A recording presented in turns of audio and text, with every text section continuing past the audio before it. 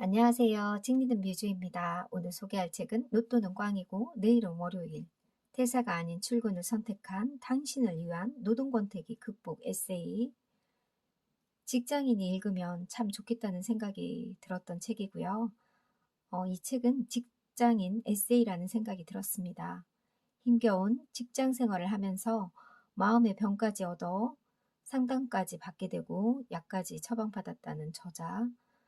저는 이 책에서 전형적인 직장인들의 모습이지 않을까 생각했습니다. 시발 비용이란 이야기도 나오는데요. 이 책 이전에 저는 이 말을 처음 들었을 때 욕인 줄 알았습니다.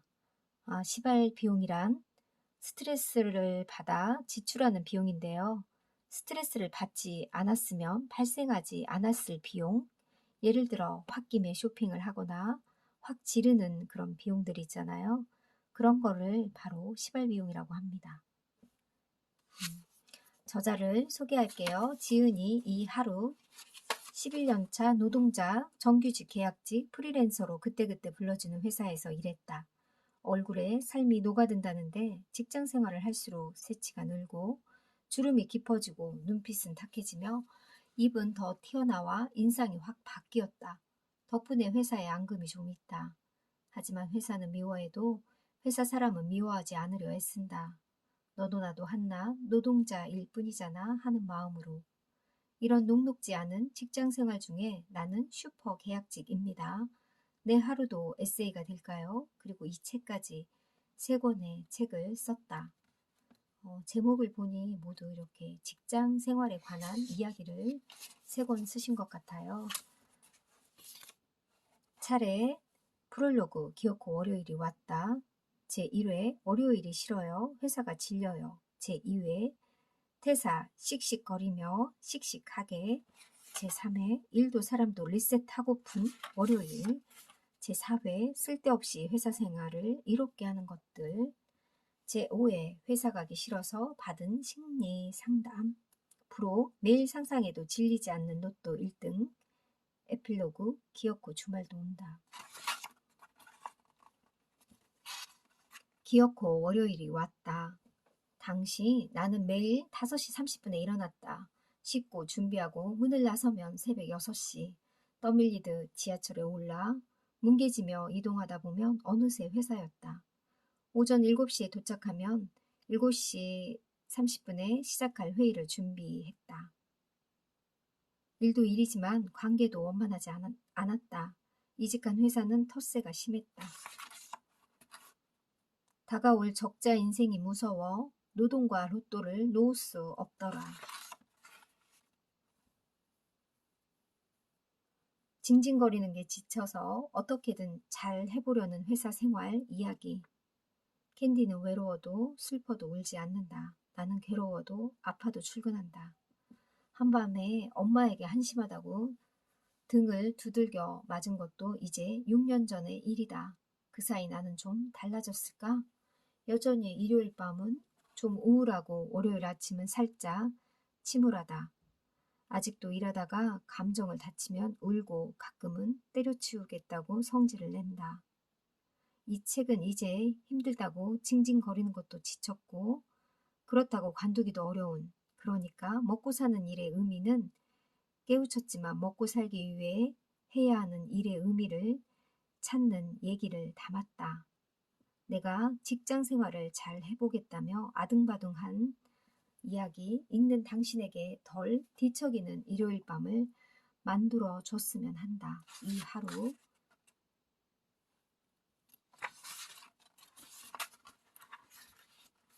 작고 귀여운 월급이 들어오는 날. 10일이다. 월급이 입금됐다. 늘 그렇듯 통장에는 작고 귀여운 숫자가 찍힌다. 회사에 대한 뾰족했던 마음이 살짝 뭉퉁해진다. 이런 기분이 종일 이어지면 좋으련만 카드사, 보험사, 통신사, 입금 감지 센서라도 달린 것과 회사에서 받은 돈이 다른 회사로 정신없이 빠져나간다. 이때부터 예민해진다. 진동이 느껴질 때마다 찌릿 잘못 없는 휴대전화만 째려본다.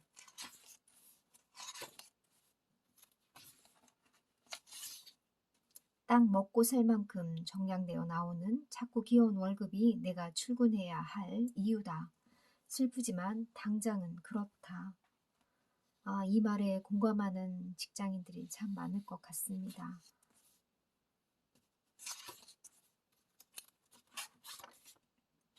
원래 월급은 요값이에요.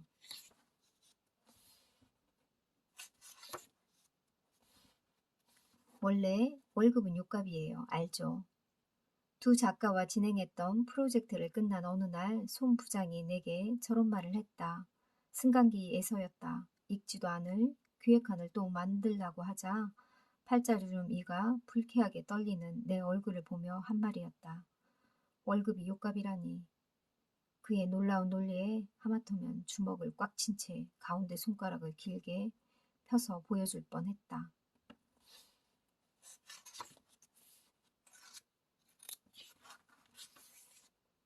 연애 권태기와 직장생활 권태기의 7가지 공통점.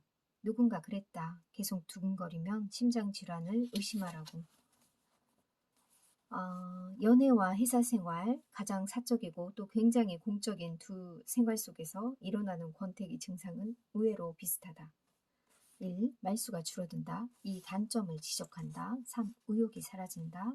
4. 아까워진다. 나의 돈과 시간을 쓰는 게 아까워진다고 합니다.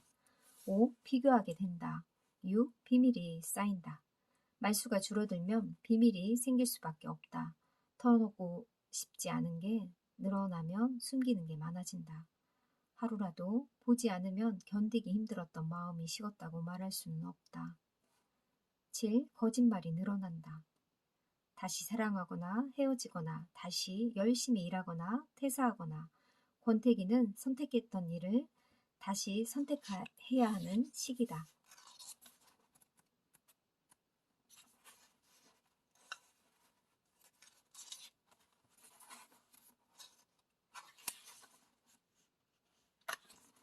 강력한 한방보다 산만한 제비 필요해.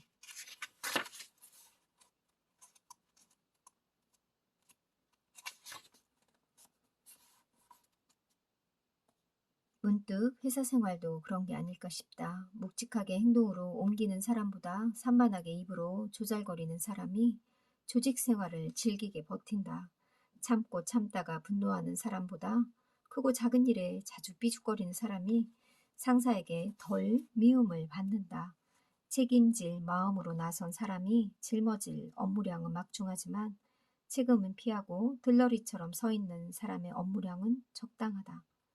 희망 없는 조직 생활에서는 강력한 한방보다 산만한 잽이 필요한 순간이 더 많다. 회사는 한 사람의 도전과 용기가 아닌 여러 사람과의 타협과 수능으로 돌아가니 말이다. 고로 오늘도 사무실 구석자리에 앉아 존재감 없이 일하고 칼같이 퇴근하는 나를 부끄러워하지 않으려 한다.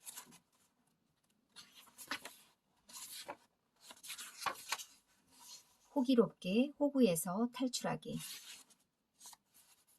호구의 마음은 호구가 알고 호구의 사정도 호구가 안다. 그래서 분석해 봤다. 회사에서 호구가 될 때가 언제인가? 1. 좋은 사람, 착한 사람, 유능한 사람을 구분하지 못할 때. 2. 부탁하는 자의 원초적 본능을 이해하지 못할 때. 3. 기가 빨려 포기해버릴 때. 호구의 가장 대표적인 이미지는 쉽게 부탁할 수 있는 사람이다. 이런 이미지를 벗기 위해서는 씩씩하게 거절을 해야 한다. 나를 시작으로 하나둘 그냥 사무실로 가는 사람이 늘어난 걸 보면 이분은 직장인들이 식사를 하고 커피숍에서 매일 커피를 마시는데 그 값도 무시 못한다며 이분은 사무실에서 커피를 이제 들어가서 마셨는데 자기를 시작해서 이제 사람들이 점점 따라하게 되었나 봐요.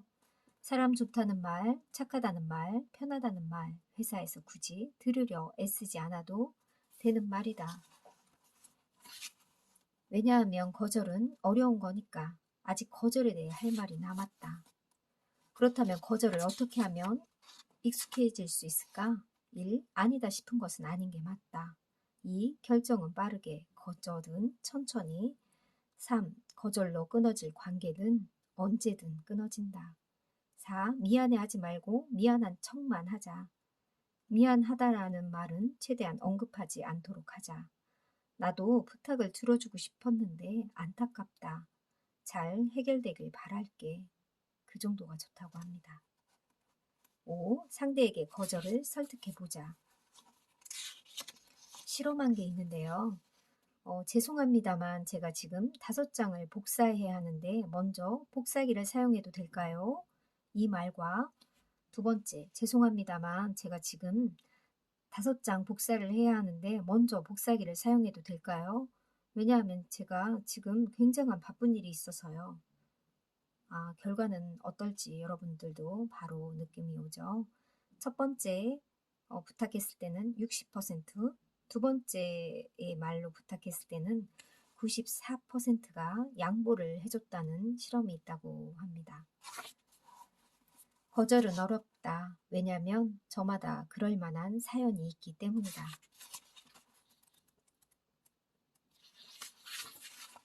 쓸데없는 욕의 부작용. 나는 은근히 욕을 잘한다.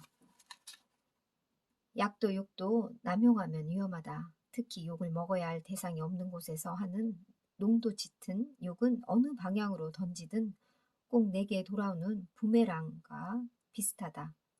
욕의 효과를 제대로 보려면 평소에 쓸데없는 욕을 하지 않는 습관이 필요하다. 참으라는 말이 아니다. 아끼라는 당부다. 욕에도 내성이 생긴다. 따라서 고통이 적은 회사 생활을 위해서는 때와 장소에 맞는 적절한 양의 욕이 필수다. 가슴에 사표를 품고 출근하는 시대가 가고 매주 로또를 구매한다며 견디는 시대가 왔다. 일요일에는 심란하게 잠들고 월요일에는 괴롭게 출근하고 금요일에는 힘차게 퇴근하는 나와 당신의 직장 생활 이야기. 이 책은 은근히 공감도 형성이 되고요. 표현하는 부분도 재밌던 부분도 많았습니다. 이분이 좀 더 행복했으면 좋겠다는 생각이 들었습니다. 감사합니다.